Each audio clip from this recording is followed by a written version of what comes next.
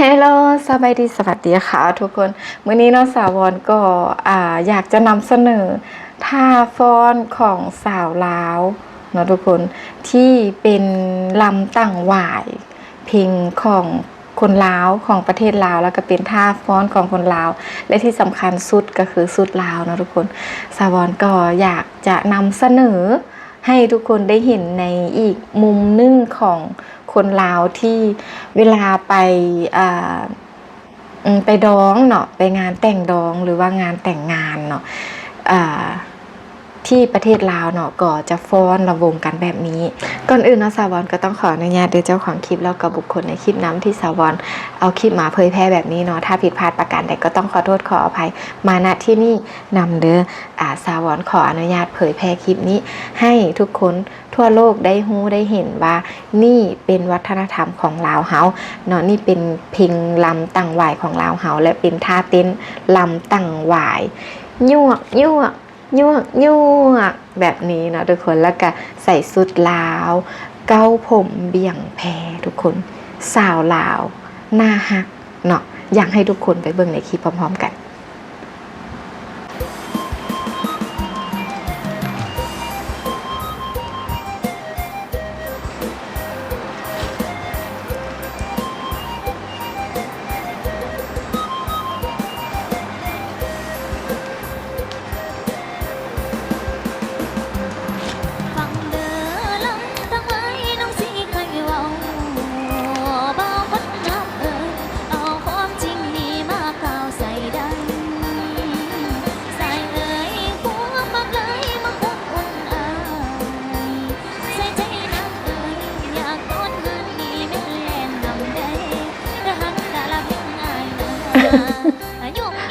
ยั่วยั่ว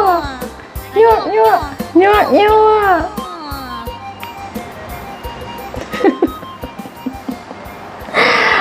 ทุกคนนี่คือลำวงเพลงลำต่างหว่ายเนาะทุกคนที่เพิ่นฟ้อนแบบยั่วยั่วยั่วยั่ว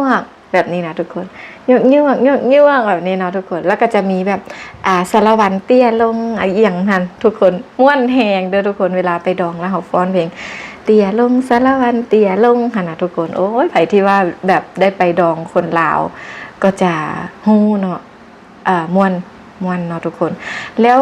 ที่สาวรเอาคลิปมาให้ทุกคนเบิ่งนี้ก็เป็นงานแต่งดองหรือว่างานแต่งงานที่ประเทศลาวที่เพิ่นจัดอยู่โรงแรมเนาะแห่งหนึ่งเนาะเพิ่นก็จะจัดแต่งตกแต่งดอกไม้อย่างประดับประดาให้สวยงามอะไรเนาะทุกคนแล้วนี่ก็คือหน้าเวทีที่เพิ่นไปฟ้อนลำวงกันลำวงลาวเนาะนี่ก็คือสาวลาวทุกคนสวยบ่ทุกคนเนาะสุดลาวก็แบบงามแฮงเนาะทุกคนใส่ผ้าสิ้นใส่แพรเบี่ยงเนาะเก้าผมเบี่ยงแพรเนาะที่สาวรมานำเสนอในมื้อนี้ก็บ่มีหยังหลายทุกคนก็แค่อยากเผยแพร่วัฒนธรรมของประเทศเฮานั่นเองเผื่อว่ามีไผอยากเคมไปก็ให้ฮู้ว่านี่คือวัฒนธรรมลาวเนาะทุกคนเผื่อว่าแบบว่าอยากจะเคมแบบนี้นะเนาะทุกคนเนาะเฮาก็ฮู้กันอยู่เนาะว่าอีหยังก็เคมอีหยังก็เคมเนาะ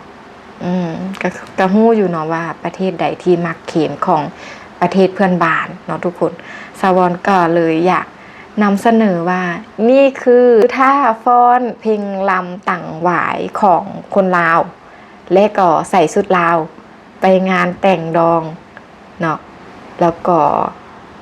เป็นสาวลาวทุกคนนี่เนาะชุดลาวนะฮะเนาะทุกคนสาวลาวใส่แล้วก็ฟ้อนลำวงกันแบบม่วนซื่นเลยเนาะแบบเป็นกันเองน่าฮักนะทุกคนเนาะนั่นแหละเนาะทุกคนบางทีแบบอยากเคมจังซี่ก็มาเบิ่งท่าเต้นอยู่คลิปนี้ได้เนาะแต่ว่าเคมจังไดก็บ่คือดอกเพราะว่านี่คือวัฒนธรรมลาวที่มีมาอย่างยาวนานแล้วเนาะทุกคนบ่ได้เพิ่งมีแล้วก็ไผสิเคมไปจังไดก็อย่าก็บ่คือต้นฉบับแน่นอนสวรรค์เสื้อแบบนั้นเนาะบ่เสื้อก็ลองมาฟ้อนใส่กันเนาะคนแบบสาวลาว